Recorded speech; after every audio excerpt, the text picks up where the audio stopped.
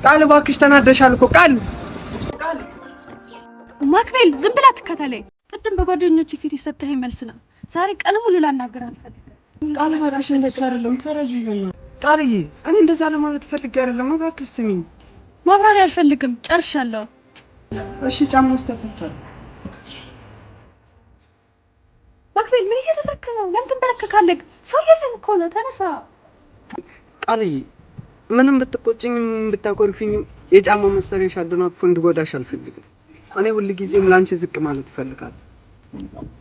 ሁልጊዜ እንዲህ እያልክ ልቤ መሰቅ ትችልበታለህ አይደል? በል እሺ አሁን ተነስ፣ ይቅርታ አድርጌልሃለሁ።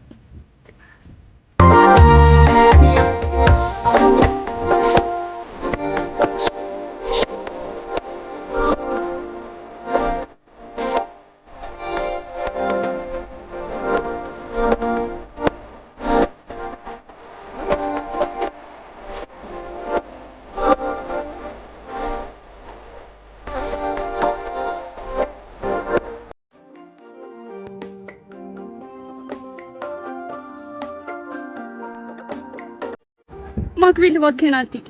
ይሄ ሁሉ ነገር የማደርገው እኮ ላንተ ብዬ ስለማፈቅር ላጣ ስለማልፈልግ።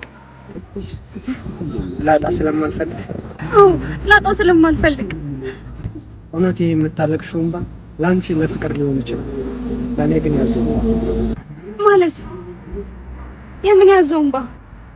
እውነት የምትወጪ ለሌላ ሰው አሳልፈሽ አትሰጪም። አዞ ሰለሞን ገመዳ ለተየው